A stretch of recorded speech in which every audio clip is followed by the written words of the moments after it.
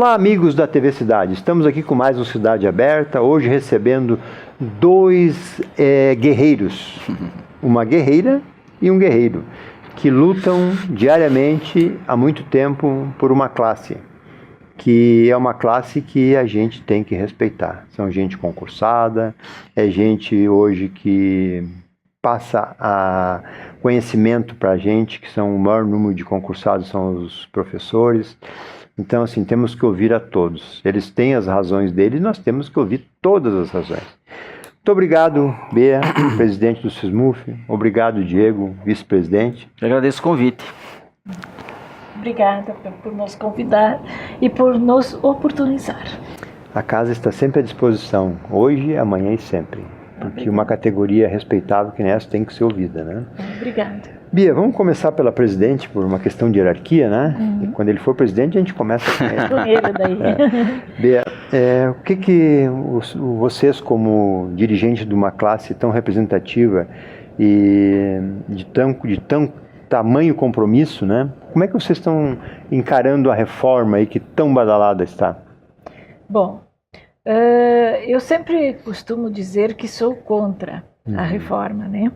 Na verdade, eu sou contra de como ela está, mas isso não quer dizer que eu também entendo que nós precisamos de uma reforma, porque nós temos dentro do regimento da reforma, dentro da Previdência, aposentadorias muito cedo. Né? Então eu acho que é necessário, mas não de como ela está apresentada nesta PEC, nessa reforma, né? Porque como ela está apresentada hoje, nós percebemos que as pessoas vão se aposentar com uma idade muito avançada, um dos itens, né? Muito avançada. E quando a pessoa tiver, por exemplo, 65 anos, será que ela vai conseguir um emprego? Será que ela ainda tem as condições físicas de trabalhar, dependendo o tipo de atividade que ela executa? Por exemplo, o professor. Tem professores que trabalham com aquelas crianças pequenas, né? Será que um professor de 60 anos, ou 62, 65 anos, ele consegue ainda lidar com um grupo de, por exemplo, 25 crianças? Então, quando eles falam em 60 anos para o professor, é se ele já conseguiu chegar com o tempo de contribuição também, né? Não é só a idade, precisa o tempo de contribuição. Então, daqui a pouco nós vamos ter professores com 65 anos na sala de aula. Será que o professor de 65 anos, com às vezes 25, 30 alunos na sala de aula, ele consegue executar a tarefa? E não é por ele não ter vontade, às vezes as condições físicas não permitem que ele consiga executar a tarefa, né? Até porque, né, Bia, a média de idade no Brasil aumentou, mas a qualidade de vida como um todo não acompanhou isso, né? E também, assim, a gente tem que ver os locais onde as pessoas vivem. Tem locais, estados, cidades aqui no país que a média de vida é 60 anos. Então, como é que eu vou fazer, assim, uma regra geral se eu tenho condições diferentes? Eu vi, inclusive, e foi apresentado por aquela advogada que esteve na Câmara de Vereadores, que ela fala que em São Paulo já tem diferença. Quem mora num bairro bom, ele vive mais. Aquele que mora na periferia, ele vive 20 anos, às vezes menos. Nossa, que diferença. Então, vai ter pessoas, e talvez a grande maioria, nem consiga chegar ao tempo da aposentadoria. Muito bem. Diego, tu que é um homem mais voltado para a política, um estudioso da política, né? Tu não acha que essa PEC aí, que a Bea comentou há pouco, não é meio assim um pega-ratão? Eles botam assim para ter reformas e depois eles vão arredondar para o jeito que querem, ou cria uma polêmica. Tu não acha que isso é um pouco de política também? Eu não... Bom, uma parte sim, sempre tem, porque a gente viu coisas que estão colocadas no texto que na realidade que o Brasil vive, elas são impensáveis. A gente tem que entender que o Brasil, apesar de ser uma das 10 maiores economias do mundo, ou seja, é um país rico, mas é um país rico cheio de gente pobre. A renda é muito concentrada em regiões e a renda é muito concentrada em algumas pessoas. Então, a maior parte da nossa população é pobre. O caso do Rio Grande do Sul, por exemplo, que é um estado rico comparado com outros estados, 82% dos municípios são municípios de pequeno porte, então eles vivem da agropecuária, que vai ser extremamente atingida com a reforma, e dos benefícios dos aposentados. Se a economia desses municípios, são 82% dos municípios, vive disso, o impacto dessa reforma também nas finanças públicas tende a ser muito grande. Me parece que o governo colocou no texto da reforma tudo o que o governo quis, porque foi um governo que conseguiu vender para a população que o liberalismo econômico é extremamente importante e necessário para o país, e ele ganhou a eleição assim. Então ele está colocando a agenda liberal em prática. Uma agenda em que o Estado não tem que resolver problemas da vida do cidadão. O cidadão tem que se resolver sozinho. O governo coloca tudo isso no texto da reforma, tentando obedecer a sua cartilha, que foi democraticamente eleita pela população, não tem nenhum problema em relação a isso. Mas, quando chega no parlamento, porque o poder no Brasil é dividido com os deputados eles ouvem a realidade das ruas. Então tu tem um deputado do interior do Ceará, do interior do Rio Grande do Sul, do interior do Mato Grosso, do interior do Pará, ou do centro urbano de São Paulo, que vem em realidades distintas. E eu acho que o governo colocou extremamente rígido justamente para poder negociar depois. Passada nos períodos de tramitação, e nós acabamos de sair de um período de tramitação agora, que foi a Comissão de Constituição e Justiça, a reforma já perdeu algumas coisas que o governo mandou. Vai agora na comissão especial, que tem 40 sessões para andar na comissão especial. Vai ser muito discutido, hein? E depois ela vai para o plenário tem que votar em primeira votação. Tem intervalo de 5 sessões, se não me falha a memória, entre a primeira votação e a segunda votação. Olha só o tempo que vai... Depois ela vai pro Senado, e o Senado vai ter também que votar em 2 turnos. E em cada um dos 2 turnos, no Senado e na Câmara, o governo tem que ter a maioria ampla, que é 308 votos. O que é difícil alcançar. Então tu percebe que o governo colocou lá um texto para atender o seu viés ideológico, que é um governo de cunho liberal. Mas eu acho que a luta democrática, digamos assim, o embate democrático do governo com o Congresso vai desidratar a reforma e vai mostrar um outro texto diferente, um texto possível, digamos, né? Possível. Claro que... Factível até. Esse desidratar da reforma, até junho, julho ali, que ela vai ser aprovada, eu acho, vai depender também das forças da sociedade, né? O cidadão cobrar, os sindicatos cobrar, a dona de casa começar a perceber algumas coisas. Então, a população não entende muito, porque isso é extremamente complexo, para nós também é difícil, mas eu acho que, sim, o governo jogou para sua massa eleitoral que elegeu, nós estamos entregando uma reforma liberal, que é o que nós defendemos. Mas me parece que ele também está entendendo que essa reforma vai ser desidratada, tanto que está oferecendo 40 milhões em emendas para os deputados votarem. Então me parece que o governo percebe isso. Agora, se tem algo que eu não concordo na reforma, eu não posso ficar quieto em casa. Lógico. Eu tenho que ir, que discutir, que participar, como a Beatriz falou da atividade que teve na Câmara de Vereadores na semana passada, que foi promovida pela OAB, participar disso, entender o que Como é que estava a frequência lá, Beatriz? Tinha bastante gente? Tinha, eu esperava mais. Mas esse é o problema, né?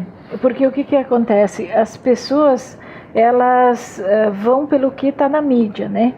E nem tudo que está na mídia é o que está realmente na reforma, ali na PEC. Muitas coisas são ditas de uma forma para que a grande população, né, elas compreendam, porque muitos não têm muito conhecimento, para que eles entendam que é aquilo que ele está dizendo, mas ele está falando num comercial pequeno, Um exemplo disso é o valor da aposentadoria, né? Isso. Que o teto de 5.800 e poucos reais, o que o governo tem vendido agora? Que os políticos e o trabalhador comum vão ter a mesma aposentadoria, vão ter 5.800 reais. E algumas pessoas estão entendendo que elas vão ganhar da aposentadoria 5.800 reais, que não é verdade. E que também não é verdade que o político vai ganhar 5.800 reais, porque o texto da proposta é muito claro. Só vale a nova regra de aposentadoria para os deputados, vereadores, senadores, etc., que entrarem a partir de 1º de janeiro de 2019. Os anteriores continuam com as regras garantidas. E outra, como eu e tu, nós aqui ganhamos um salário mínimo e meio, vai depender da nossa contribuição. Então, a nossa contribuição não chega para ganhar 5.800. Agora, como os congressistas geralmente ganham 16, 20 mil, eles vão conseguir ganhar os 5.800, vão conseguir pagar uma outra aposentadoria privada para ganhar o que falta para ganhar os 16, 20 mil. Então, o governo vende isso e a população diz, nós vamos ganhar igual os políticos, então tá bom. Não é verdade? Eu já encontrei pessoas que me disseram, olha, eu acho que tá certo, porque o político vai ganhar que nem nós. Então, a regra é a mesma, mas o ganho, o dinheiro que ele vai ganhar depois é muito maior que o nosso. Então eu acho que nós que já percebemos que o texto não é como o governo, o presidente faz o comercial, nós devemos divulgar isso e levar essa informação para a população, para que eles entendam que mais uma vez estão tirando direitos do trabalhador e enganando o trabalhador, como foi com a reforma trabalhista. Foi dito à população que com a reforma trabalhista você teria mais empregos, que não aconteceu ainda. E não aconteceu, aumentou o desemprego depois da reforma. Então, eu acho que a população precisa ficar atenta, precisa se informar para que ela saiba o que ela está recebendo, né? E que ela tenha as condições de julgar por ela mesma. Outra coisa que a população não se deu conta, porque o governo fala que existe um déficit da Previdência, os cálculos mostram, a população começou a viver mais, tudo isso. Mas o que entra de dinheiro na Previdência, né? Entra de dinheiro na Previdência as contribuições que cada cidadão contribui, as contribuições do patrão desse cidadão que empregou ele e alíquotas como a contribuição social sobre o lucro líquido, por exemplo. Então, como nós temos 13 milhões de desempregados no país, significa que 13 milhões de pessoas todos os dias não pagam a Previdência. E mais 13 milhões de patrões. Então, faltam todos os meses na Previdência 26 milhões de contribuições. No mínimo. E como nós estamos numa crise econômica fruto de um imbróglio político do país, a contribuição social sobre o lucro líquido diminui também. Então, existe sim, mas também esse déficit ele é aumentado por causa dessa questão econômica. E aí, qual é a proposta do governo?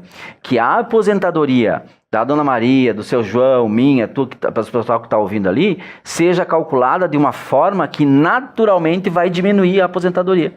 Hoje, quando tu consegues ter ou a idade ou o tempo de contribuição, se tu tiver os dois, tu te aposenta muito bem. Mas se tu pode te aposentar ou com idade ou com tempo de contribuição. E é calculado as 80 maiores contribuições que tu teve na tua vida. Então, se tu tem lá 30 anos de contribuição, eu vou pegar as 80 maiores contribuições e vou fazer uma média.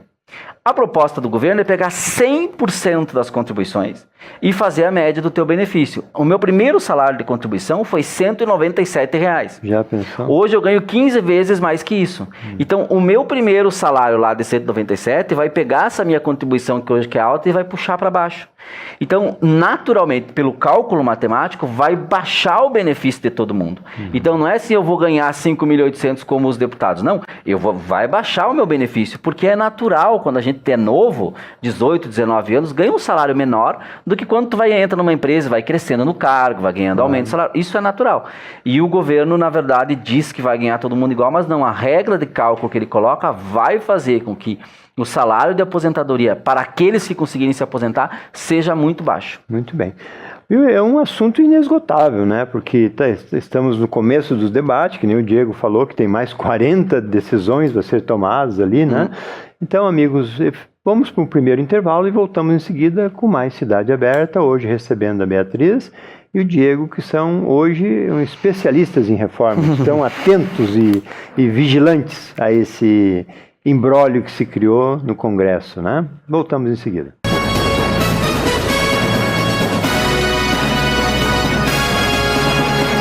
O cooperativismo liga pessoas e ideais a um mundo melhor. Conecta uma alternativa econômica eficiente com gestão e bons resultados. Une associados, colaboradores e sociedade a uma vida melhor. O Sescope RS interliga a educação, pesquisa e extensão a um trabalho mais eficiente. O cooperativismo também é para você. Informe-se e participe. Sescope RS, interação cooperativista para um mundo melhor. Existe uma linha tênue que separa quem vende medicamentos de quem cuida de você. A Agafarma é uma rede de cuidados formada por profissionais que são referência em saúde. Com espaços para acolher com carinho toda a família, cuidar de sua saúde com atendimento humanizado e cuidados farmacêuticos profissionais para garantir o seu bem-estar. Oferecendo acesso à saúde com o cartão Agafarma, para que sua família viva sempre bem. Agafarma, cuida com o coração. Cuida com o coração. Agafarma, em Farroupilha, em 2 endereços para melhor atendê-lo. Júlio de Cacilhos, 784 e na Rua Coronel Pena de Moraes, 397.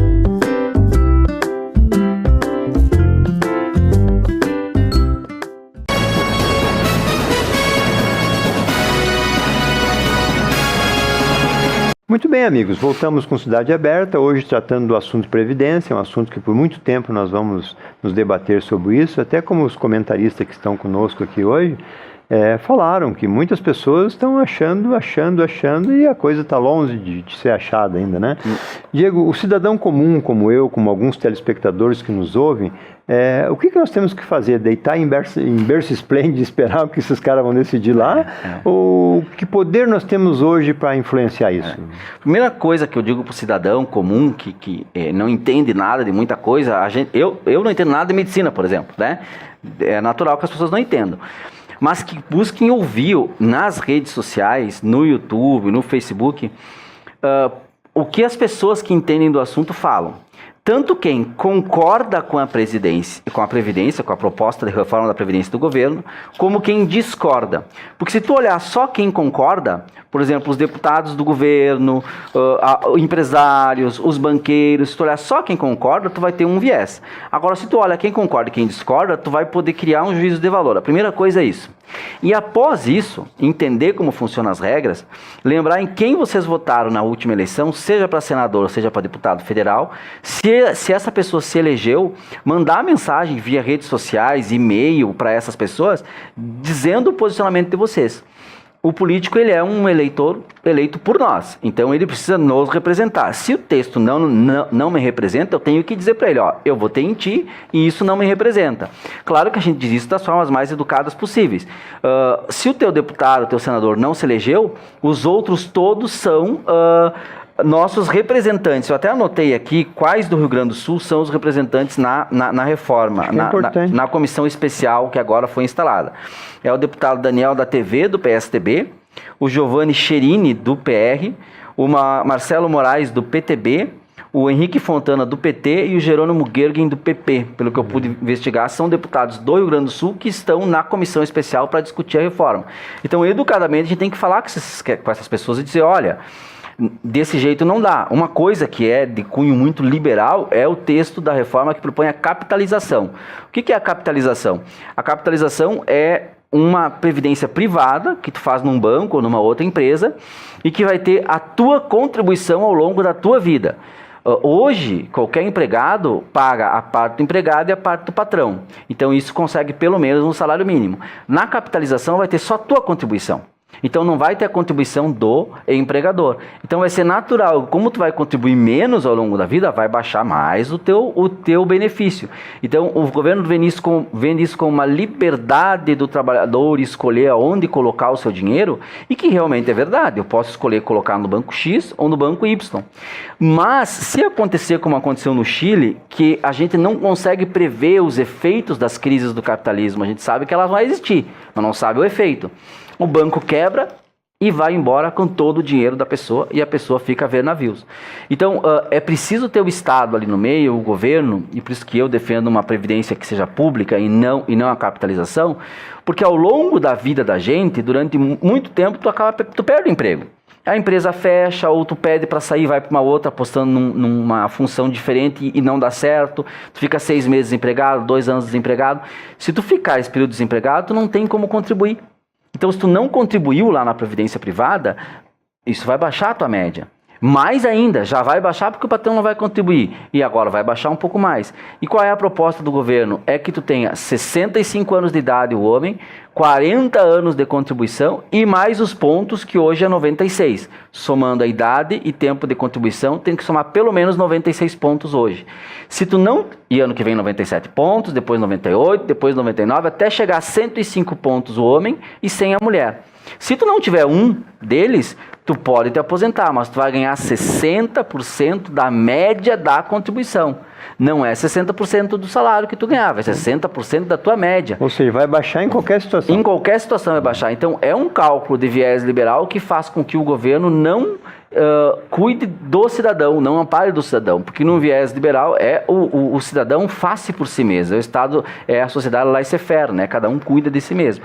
Claro, é uma proposta do governo, está em discussão, mas acho que a população tem que se informar e conversar com o seu representante. Muito bem, e para conversar com o seu representante é só entrar lá na Câmara do Deputado no Senado, que vai achar o nome e o e-mail dele. E todo mundo tem Instagram, Twitter, Face, né? Hoje está muito fácil comunicar, né? Bia, dentro disso que o Diego comentou tão explicitamente assim, tu não acha que faltou o governo pensar mais assim, numa transição? Porque os Estados Unidos é uma referência do liberalismo, assim como a Inglaterra e tal, né?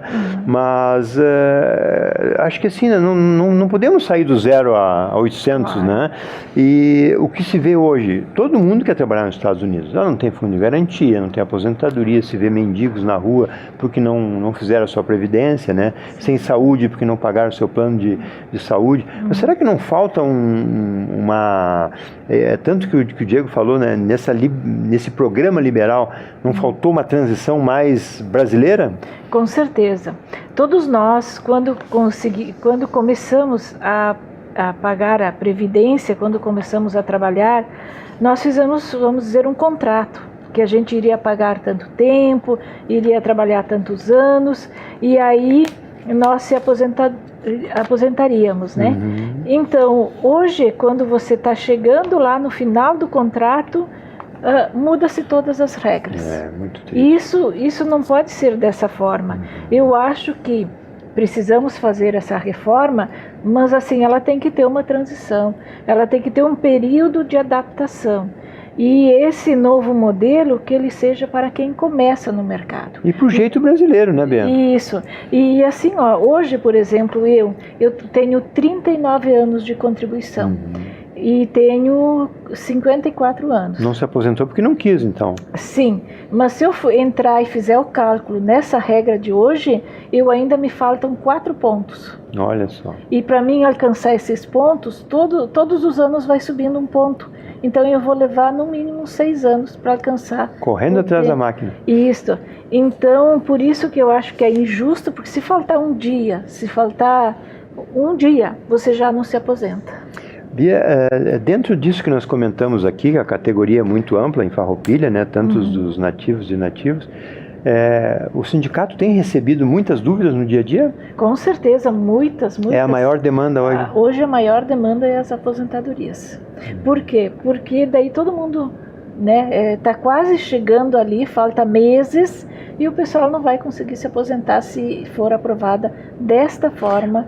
Tem gente que um mês, se for aprovado em junho, a pessoa precisava se aposentar em julho, e aí a pessoa perde. Isso. Então a regra muda bastante. Né? E nós, servidores públicos, né, quando a gente ouve a mídia que fala do servidor público, né, que é o que ganha muito, que é aquele que é por causa do servidor público que tem o rombo e tal, eu quero dizer que nós temos a nossa previdência. Quando eles falam do servidor público, é o federal, não é o municipal e nem o estadual. O nosso municipal, nós não entramos na regra, não entramos no INSS INSS, porque nós temos o nosso fundo de aposentadoria. Muitos prefeitos estão apoiando isso aí para se livrar desse fundo? O que tu explica nisso? Olha, eu acho que com a reforma eles vão ter alguns benefícios, porque para nós não vai mudar nada. As regras nossas já são adequadas ao INSS. Sim. O que vai mudar para os prefeitos, que os prefeitos estão gostando da ideia, é que vai aumentar a contribuição dos funcionários públicos, e muitas das coisas que estão na PEC fala que depois em lei complementar o governo federal vai mexer. Entre elas a possibilidade de pegar todos os fundos que os municípios têm e juntar no INSS. E os prefeitos se livram do problema. Mas eu queria voltar a um ponto que tu falou antes, dos Estados Unidos e coistal. Os Estados Unidos têm aproximadamente 140 milhões de miseráveis, de pessoas que vivem abaixo da linha da pobreza. As pessoas querem sair daqui para ir trabalhar lá, porque lá ganha bem. Tu trabalha 5 empregos, 7 dias por semana, e nem sempre tem folga durante a semana. O Brasil optou em ter uma lógica e um sistema diferente. Quando a gente fez a Constituição de 88, o legislador percebeu que o Brasil era um país muito pobre, muito desigual. Então a nossa Constituição se inspirou nas constituições europeias de criar o que os europeus chamavam de welfare state, que é um estado de bem-estar social. Então um estado que te dá direito à saúde, à educação, à assistência social, à previdência social. Por que o governo federal no Brasil faz programas como Minha Casa Minha Vida, de moradia? O governo não tem que fazer isso, cada um que compra a sua moradia. Essa é a lógica liberal. Mas como nós temos a moradia é um direito social, o governo vai lá e investe em tentar resolver essa questão. Então a nossa lógica é, desde 88, de que o Estado tenta diminuir as desigualdades sociais que o país tem. Outros países não têm essa lógica porque não vivenciam isso. Só que eu conheço amigos que foram morar nos Estados Unidos, aqui não aceitavam certos empregos. Lá, daí, lava roupa de criança, limpa banheiro, faz não sei o que, empregos que não trabalhavam aqui. Então, há mais de 140 milhões de pobres e miseráveis nos Estados Unidos, nós temos 210 milhões de habitantes. Então, mais da metade do Brasil lá vive abaixo da linha da pobreza. Qual é a população dos Estados Unidos hoje? 300 e poucos milhões, 380, eu acho. Claro que varia de acordo com o que tu calcula, né? Região também, em região e coisa e tal. Mas, ainda mais que eles estão se recuperando da crise de 2008, então isso aumenta um pouco. Mas tu para e pensa, qual é a concepção, a sociedade que a gente tem? Nós construímos uma Constituição e uma sociedade que tenta diminuir as desigualdades e amparar os mais pobres. Outros países não têm isso. Então, até porque estão muito na frente em desenvolvimento, né? Eles enriqueceram muito antes de nós. Até nossas custas, levando para o Brasil, ouro, etc. A Europa hoje conseguiu ao longo do século XX se organizar porque levou muita riqueza da África, da Ásia e da América e conseguiu distribuir isso. Nós não. Nós começamos a tentar fazer isso a partir dos anos 50 aqui no continente latino-americano. E com golpes de Estado, e com crise, com recessão, isso tem sido difícil. As primeiras regras. Né? Então é diferente. Não dá para dizer assim, no Chile funciona.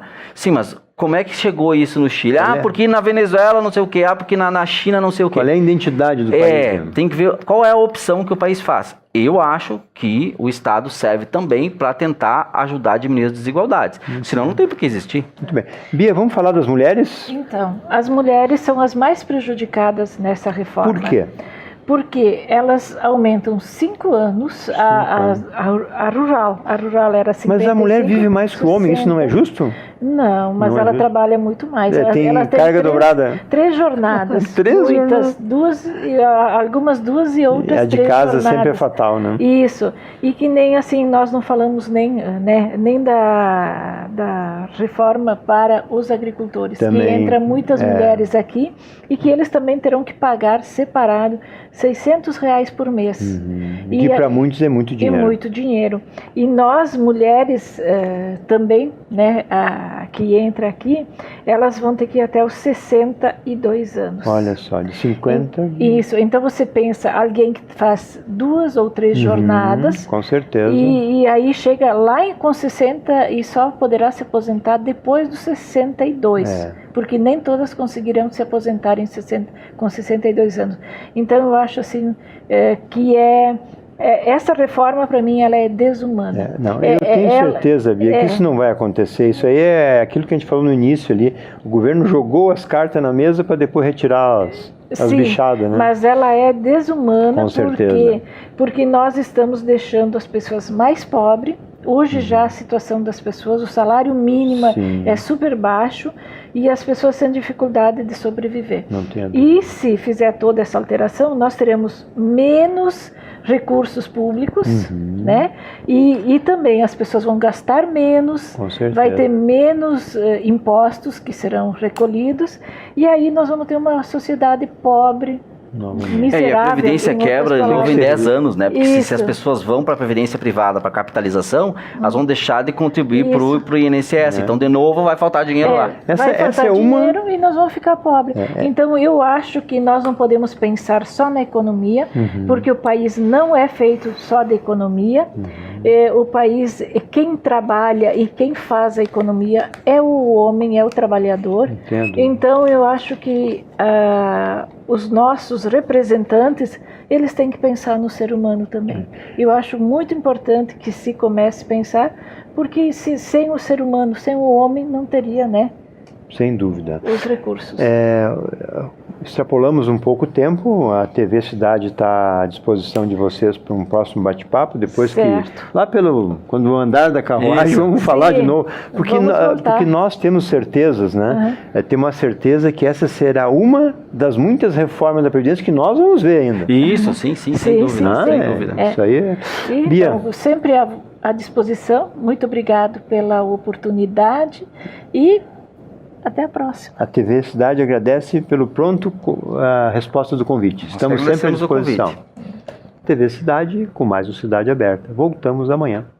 Muito obrigado.